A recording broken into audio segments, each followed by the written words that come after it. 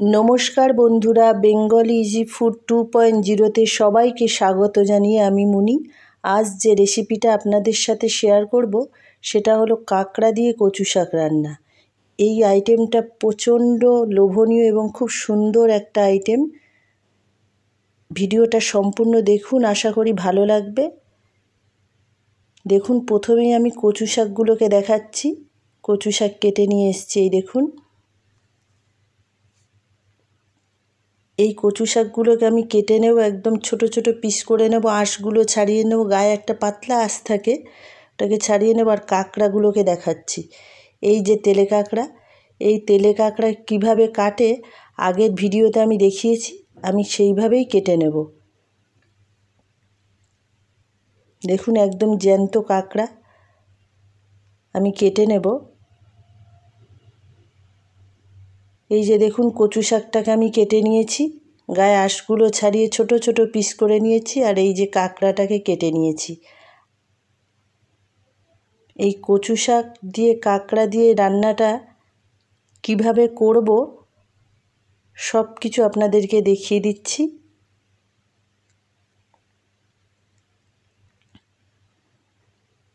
এই যে কচু শাকটা নিয়েছি, এই রান্নার জন্য যা যা আইটেম নিয়েছি সব দেখিয়ে দিচ্ছি। এই যে সর্ষের তেল নিয়েছি, তেজপাতা নিয়েছি, পেঁয়াজ কুচানো নিয়েছি, রসুন কুচানো নিয়েছি, লঙ্কা কুচানো নিয়েছি, নুন, হলুদ, কালো জিরে আর চিনি নিয়েছি। গ্যাসটা জ্বালিয়ে নিচ্ছি। এরপরে কড়াটা বসিয়ে নেব। কড়াটা গরম হয়ে গেলে তেল দেব। তেলটাকে ভালো করে গরম করে নেব।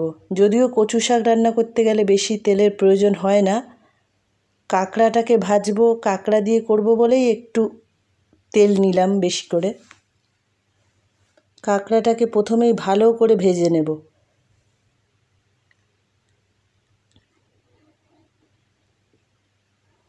কচু শাক রান্না খুব অল্প তেলে হয়, খুব সুন্দর একটা, খেতেও খুব সুন্দর, রান্না করাও খুব সহজ।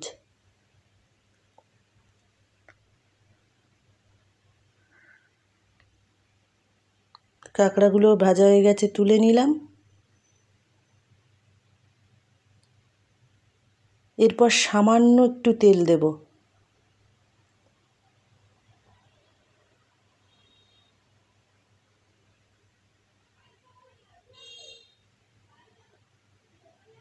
তেলটা গরম হয়ে গেলে এরপরে একটুখানি কালো জিরে ফোড়নটা দিয়ে নেব।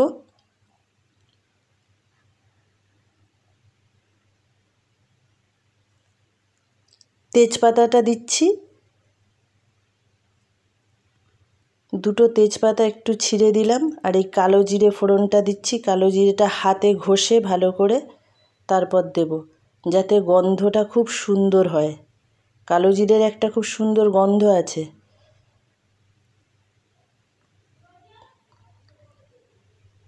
এরপরেই আমি পেঁয়াজ কুচানোটা দিয়ে দেব। পেঁয়াজটাকে ভালো করে ভেজে নেব। রসুন কুচানোটা দেব, কাঁচা লঙ্কা কুচানোটা দিচ্ছি। সবগুলোকে খুব ভালো করে ভেজে নেব। কচু শাক এমন একটা শাক যেটা নিরামিষও সুন্দর, আমিষও সুন্দর। পেঁয়াজ দিয়ে করলে ভালো লাগে, পেঁয়াজ না দিলেও ভালো লাগে, শুধু কালো জিরে কাঁচা লঙ্কা দিলে ভালো লাগে। এবার কচু শাকটাকে আমি দিয়ে দেব।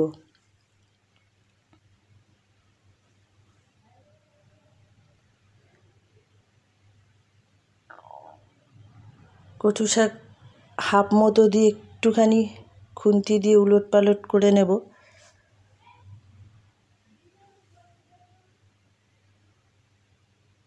তারপরে পুরোটাকে আবার দিয়ে দেব।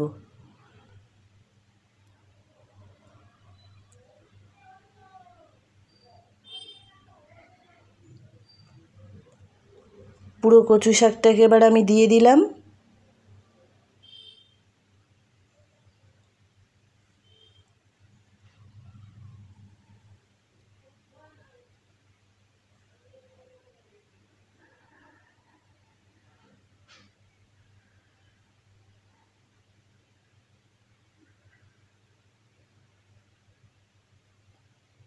এরপরে সামান্য একটু নুন ওপর থেকে ছড়িয়ে দেব, দিয়ে আর চাপা দিয়ে দেব।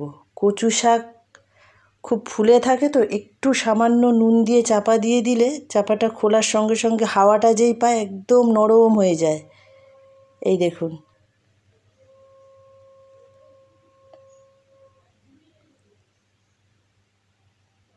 একদম নরম হয়ে গেছে।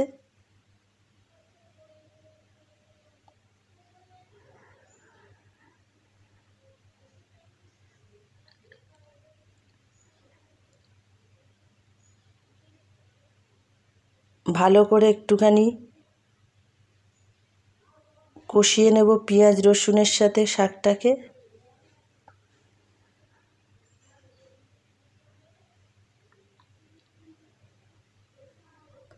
অল্প একটু নুন দিচ্ছি, কচু শাকে খুব বেশি নুন দেওয়া যায় না, ভালো লাগে না। একটু চিনি দিলাম,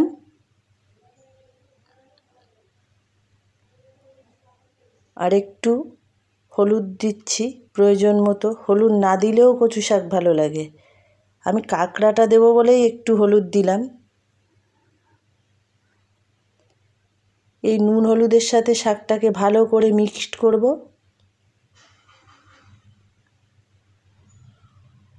ভালো করে শাকটাকে কষিয়ে নেব। এর ভেতর থেকে খুব জল বেরোয় কচু শাকে, দেখুন জলটাকে ভালো করে এইভাবে চাপা দিয়ে দিয়ে কষালে জলটা আস্তে আস্তে শুকিয়ে যায়। একটু জলটাকে শুকাতেই হয়, নাহলে ভালো লাগে না।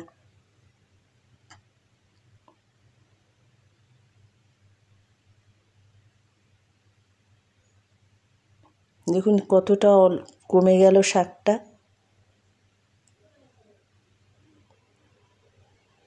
এইভাবে রান্না করে খেয়ে দেখবেন, খুব সুন্দর একটা আইটেম। এরপরে কাঁকড়াগুলোকে দিয়ে দিচ্ছি।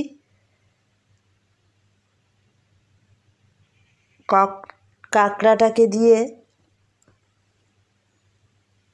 খুব ভালোভাবে শাকটার সাথে কষিয়ে নেব কাঁকড়াটাকে।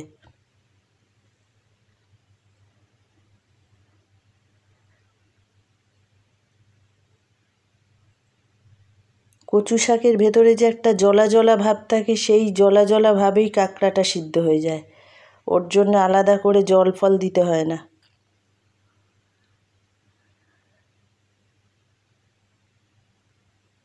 দেখুন শাকটা মোটামুটি হয়ে গেছে আমার। খুব কম সময় লাগে, জলটাই যা শুকাতে সময় লাগে।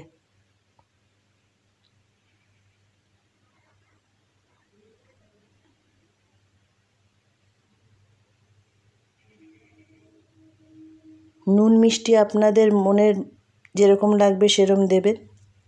শাকটা হয়ে গেছে, আমি তুলে নিচ্ছি।